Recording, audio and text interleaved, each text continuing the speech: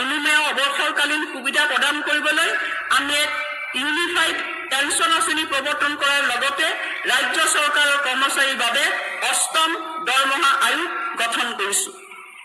আমি অংগনবাড়ী কৰ্মীৰ মাহিলী পাৰিতোষিক ৬,৫০০ টকাৰ পৰা ৮,০০০ টকালৈ, অংগনবাড়ী সহায়িকাৰ পাৰিতোষিক ৩,২৫০ টকাৰ পৰা ৪,০০০ টকালৈ, পোষণ ৰান্ধনিৰ পাৰিতোষিক ১৫০০ টকাৰ পৰা ২,০০০ টকালৈ বৃদ্ধি কৰিছোঁ।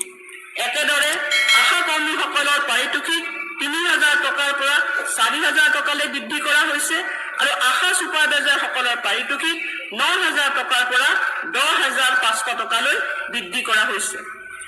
ৰাজ্যখনৰ আমি স্মাৰকপত্ৰত লিখি নিছিলোঁ। প্ৰথম কথা, আমি সুখৰ বাৰ্তা বুলি ক'ব লাগিব। ৰান্ধন কৰ্মীসকলে সুখৰ ৰেঙনি আহিছে। মুখ্যমন্ত্ৰী ডাঙৰীয়াক প্ৰথমে ধন্যবাদ দিছোঁ। তেখেতে আমাক কথা দিছিলে, ওদালগুৰিত আমি যেতিয়া তামোলপুৰত আমি মুখ্যমন্ত্ৰী ডাঙৰীয়াক লগ কৰিছিলোঁ, কৈছিলে তহঁতক অৰুণোদয় লাগিব নে মাননি লাগিব। আমি কৈছিলোঁ যে মাননিটোহে লাগে, কিন্তু মাননি কিমান দিব কি দিব সকলো অসমবাসী আমাৰ ৰাইজে আৰু আমাৰ ৰন্ধন কৰ্মীসকলে গম পাব। সুখৰ বাতৰি মানে আমাৰ সুখৰ বাৰ্তা এটা আহিছে। মুখ্যমন্ত্ৰীয়ে কথা ৰাখিলে হয়। বাজেটত আমাক যোৱা ২৫ বাজেটত কৈছিলে ৫০০ টকা এটা তেওঁলোকক মাননি বঢ়াই দিয়া হ'ব। আমাৰ ২,০০০ টকা অক্টোবৰৰ পৰা পাব। বহুত আমাৰ অক্টোবৰৰ পৰা পইচাটো আমাৰ সোমাই আছে ইতিমধ্যে। ২,০০০ টকা আমাৰ সম্পূৰ্ণ ক্লিয়াৰ হৈ আছে। ২৫ চনৰ অক্টোবৰৰ মাহৰ পইচাটো সম্পূৰ্ণ সোমাই আছে। আমাৰ সুখৰ বাৰ্তা আৰু এইবাৰ বাজেটতো আমি জানো যে ভাল খবৰ আমাৰ আই মাতৃসকলৰ আহি আছে। সেইকাৰণে মুখ্যমন্ত্ৰী ডাঙৰীয়াক আমি ধন্যবাদ জনাইছোঁ ৰান্ধনী সন্থাৰ পিনৰ পৰা, আৰু শিক্ষামন্ত্ৰী ডাঙৰীয়াকো আমি লগতে ধন্যবাদ জনাব লাগিব। আমাৰ দাবী আছিলে মেডিকেল পেঞ্চন ২,০০০ টকাৰ পৰা ৯,০০০ টকা কৰা, আৰু কোনো কাৰণতে বেচৰকাৰী সংস্থাক দিয়া নহ'ব। শিক্ষামন্ত্ৰী ডাঙৰীয়াই কৈছে যে কোনো কাৰণতে ঐক্যপাত্ৰক দিলেও তোমালোকৰ কাম নাযায়, তোমালোক আমাৰ লগত থাকিবা। লগতে আৰু এটা কথা সুধিলোঁ, ছাৰক এতিয়া স্কুলবিলাক জাপি দিছে।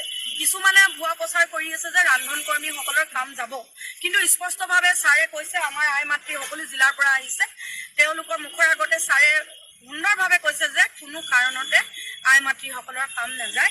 যিবিলাক ৬০ বছৰৰ ওপৰৰ আই মাতৃ আছে তেওঁলোককো যদি তেওঁলোকৰ চাকৰিটো যায়, তেওঁলোকৰ যদি কামটো যায়, তেতিয়া তেওঁলোকৰ কাৰণেও চিন্তা কৰিছে। সেইটো এটা ভাল খবৰ। আৰু মেডিকেল পেঞ্চনৰ কথা কৈছিলোঁ, ছাৰে চিন্তা কৰিছে। আৰু লগতে আমাৰ মাননিটো এইবাৰো অকণমান বাঢ়িব বুলি আমি গম পাইছোঁ।